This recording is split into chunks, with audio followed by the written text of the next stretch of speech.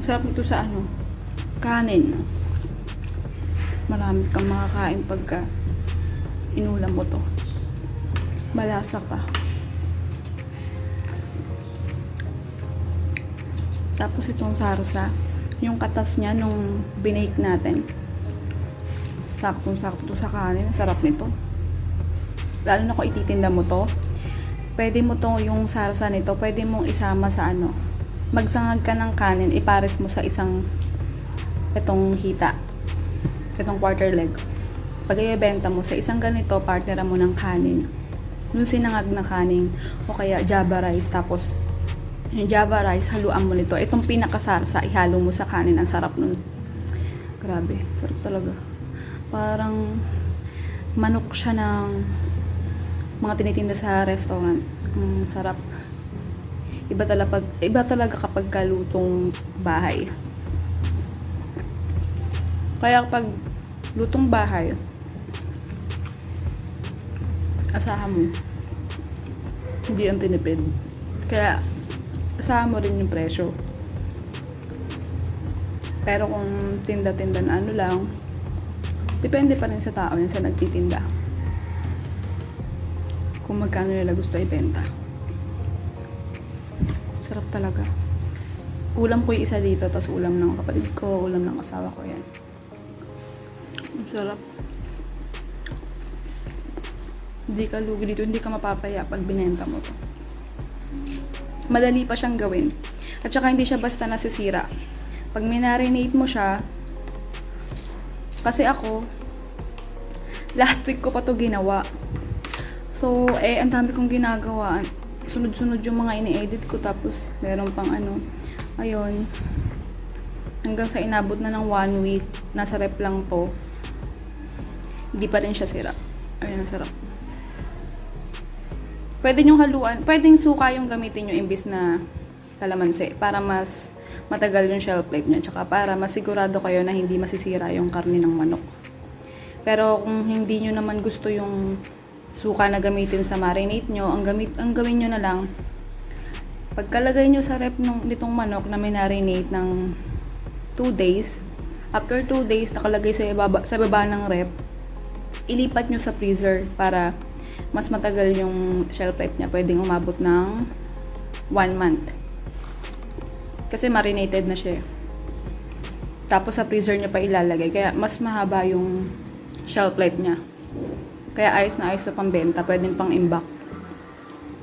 Tsaka pag yung manok nyo, malapit nang masira, kumaga frozen na, ganito gawin nyo, i-marinate nyo. Para hindi matuluyang masira. Kaya may na-marinate talaga yung manok para iwas sayang. Kaya wala kang talo kapag marinated yung ititinda mo. Kaya kung halimbawa nagtitinda ka ng mga sariwang manok, sariwang baboy, ganyan. Pag mayroon ka mga tira, tatakot kang masira, ang gawin mo, i-marinate mo. Tapos sundin mo lang yung timpla ko, ayan, masarap yan, promise.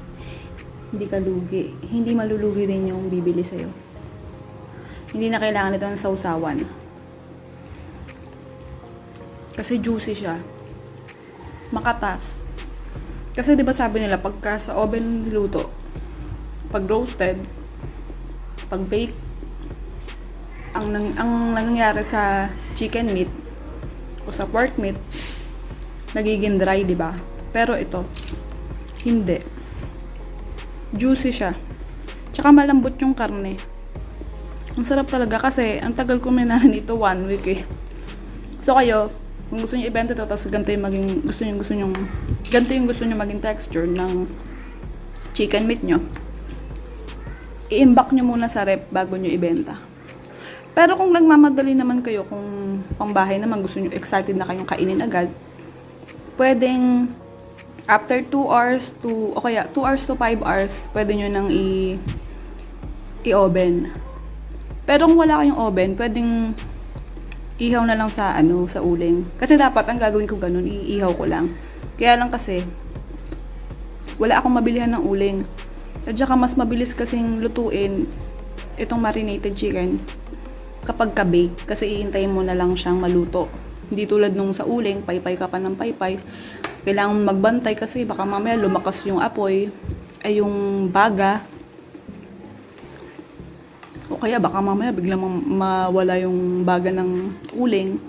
So, mas maganda talaga sa oven. Pero magandang oven na gamitin nyo, yung gas range. Gas oven. Kasi kapag ka gas oven, di gas lang din siya. Hindi siya aksayado sa kuryente. Gas lang din. Para kang nagluto lang din sa kalan. Kaya gas oven din o gas range yung binili ko kasi pagka electric oven o electric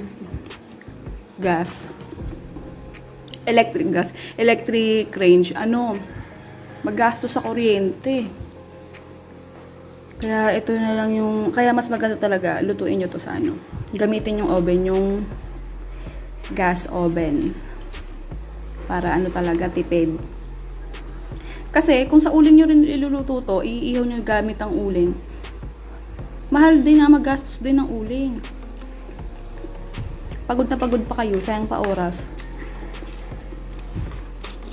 Kailangan nyo pang balibalik ta rin. Ito, hindi na. At saka hindi nasasayang yung katas ng manok kasi nasasalo ng lalagyan. Pwede nyo pang isabaw sa kanin. So, ayan, maingay na. Hanggang dito na lang tayo. Sana nasabi ko na lahat ng gusto kong sabihin sa inyo. At sana nasabi ko na yung mga gusto nyo rin marinig. O yan. Ito, iuulam ko pa to. Iuulam namin. Bale, umaga pa lang mga mag-aalas 11. Magasaing pa lang ako. Ayan, ulam namin to. Sarap talaga.